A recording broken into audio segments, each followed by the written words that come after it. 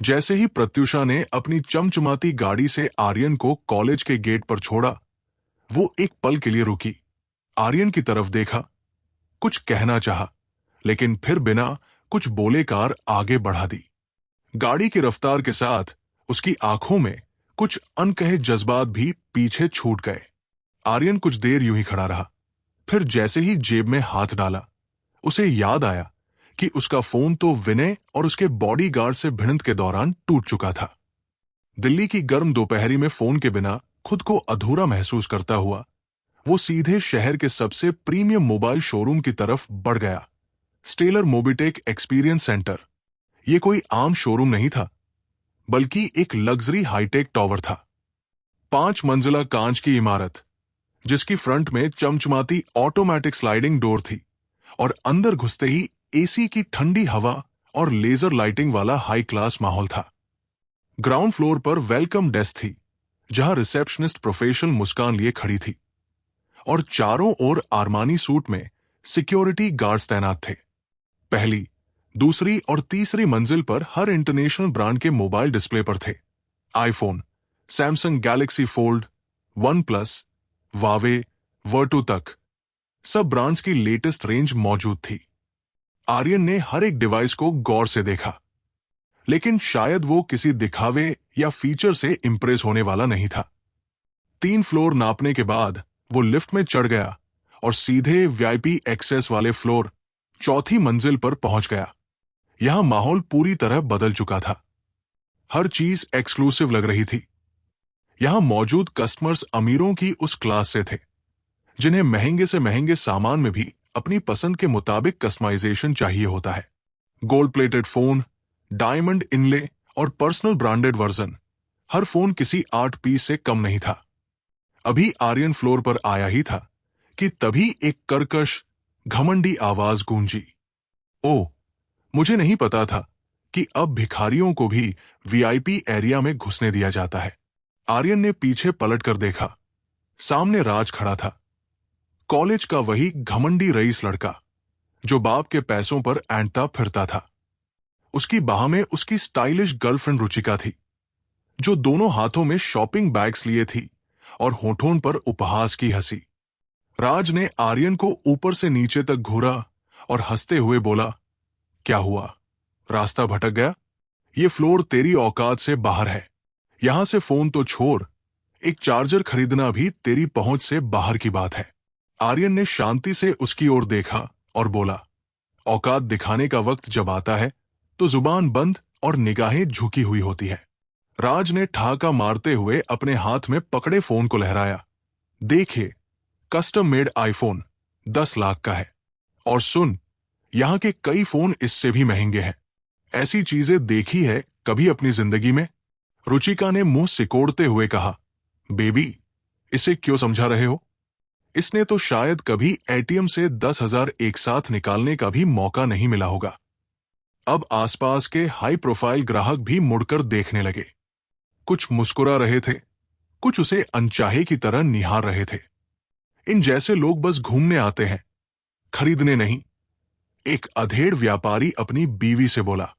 राज ने अपनी बात आगे बढ़ाई, चल, अगर तू घुटनों पर बैठकर मेरे जूते चमकाएगा तो मैं एक पुराना फोन फेंक दूंगा तेरे लिए। वैसे भी तुझसे ज्यादा उस फोन की कीमत है। अब पूरा फ्लोर राज की हंसी के साथ गूंजने लगा। लेकिन तभी सबकी हंसी थम गई जब आर्यन खुद जोर जोर से हंसने लगा। उसकी हंसी में मजाक नहीं था, वो तो जैसे किसी गहरे आत्मविश्वास की आवाज थी। एक ऐसी आवाज जो बता रही थी कि तूफान अब आने वाला है। आर्यन ने सीधे राज की आंखों में देखा और बोला, लगता है तुझे बहुत बड़ी गलतफहमी है, और वो ये कि तेरी इतनी औकात है कि तू मुझे कुछ दे सके। इतना कहकर वो लपक कर रिसेप्शन की ओर बढ़ा, जहां एक एलिगेंट सी लड़की खड़ी थी, जो शायद वहां की मैनेजर थी। इस शोरूम का सबसे महंगा फोन निकालिए और साथ ही उसका कस्टम ऑर्डर भी तैयार करिए, मेरे नाम से। राज आर्यन की बात सुनकर जोर से हंस पड़ा। उसकी हंसी में ताना और घमंड साफ झलक रहा था। उसने मजाक उड़ाते हुए कहा, अरे लगता है ये पागल हो गया है। तुझे पता भी है वो फोन कितना महंगा है? तेरी 7 पीढ़ियां भी पैसे जोड़े ना, तब भी वो फोन नहीं खरीद पाएंगे। राज की बात पर आसपास खड़े कुछ लोग भी हंसने लगे। उनके चेहरों पर मजाक उड़ाने वाला भाव साफ दिख रहा था। एक औरत ने आर्यन के सिंपल कपड़ों को देखकर ताना मारा, देखो आजकल भिखारियों में भी कितना कॉन्फिडेंस आ गया है। दूसरी औरत ने भी हंसते हुए कहा, हाँ, और देखो तो यहां के सबसे महंगे फोन की बात कर रहा है, जैसे इसके बाप का शोरूम हो। चारों तरफ से हंसी उड़ रही थी, लेकिन आर्यन एकदम शांत खड़ा था। उसने सिर्फ एक सादी नीली जीन्स और सफेद टी शर्ट पहन रखी थी। उसके चेहरे पर न गुस्सा था, न डर। उसकी आंखों में एक अलग ही आत्मविश्वास था, जो हालात से नहीं, खुद पर भरोसे से आता है। आर्यन ने धीरे से अपनी जीन्स की जेब में हाथ डाला और एक काले रंग का कार्ड निकाला। वो ब्लैक मेटल कार्ड था जो लाइट में चमक रहा था।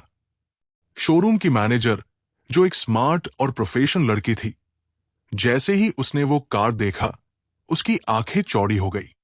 उसने एकदम से सीधा खड़े होकर कहा, सर, ये तो रॉयल बैंक का इंपीरियल ब्लैक कार्ड है। ये कार्ड सिर्फ उन्हीं लोगों को मिलता है जिनकी नेटवर्थ 100 करोड़ से ऊपर होती है। इतना सुनते ही चारों तरफ सन्नाटा छा गया। जो लोग अब तक हंस रहे थे, उनके मुंह खुले के खुले रह गए। किसी को विश्वास नहीं हो रहा था कि इतना सिंपल दिखने वाला लड़का इतनी बड़ी हैसियत रखता है। राज और रुचिका के चेहरे पर जैसे हवाइयां उड़ गई थी। राज की हंसी गायब हो चुकी थी और वो एकदम जड़ खड़ा था। मैनेजर ने फौरन स्टाफ को इशारा किया, तुरंत वीआईपी सेक्शन तैयार करो। और मिस्टर, सर, प्लीज हमारे साथ आइए। आपके लिए खास मॉडल्स और एक्सक्लूसिव सर्विस तैयार है। आर्यन ने हल्की मुस्कान के साथ कार्ड वापस जेब में रखा और शांति से बोला, औकात कपड़ों से नहीं, क्लास से होती है। और क्लास खरीदी नहीं जाती, बनाई जाती है। फिर आर्यन ने मैनेजर द्वारा दिखाए गए कुछ फोन्स में से एक फोन को चुना। वो फोन था ज़ेफायरस Z1 अल्ट्रा, एक लग्जरी मोबाइल ब्रांड ज़ेफायरस कॉर्प का फ्लैगशिप मॉडल। ये फोन अभी तक भारत में लॉन्च भी नहीं हुआ था, पर वीआईपी शोरूम्स में लिमिटेड कस्टमर्स को ऑफर किया जा रहा था। फोन की बॉडी टाइटेनियम और ऑब्सिडियन ग्लास से बनी थी। स्क्रीन थी 8.2 इंच की सैटिन फ्लेक्स एमोलेड डिस्प्ले, जो सूरज की रोशनी में भी ऐसे चमकती थी जैसे पानी पर पड़ती चांद की रोशनी। इसकी इंटरनल मेमोरी थी 2 TB और खास बात, इसमें एक इनबिल्ट AI असिस्टेंट था जो सिर्फ मालिक की आवाज पहचानता था और बिना नेटवर्क के भी कम्युनिकेट कर सकता था। आर्यन ने चुपचाप फोन उठाया, बिलिंग करवाई और बगैर कोई नजरें मिलाए शोरूम से बाहर चला गया। जब तक वो अपने छोटे से चांदनी चौक वाले घर पहुंचा, तब तक शाम हो चुकी थी।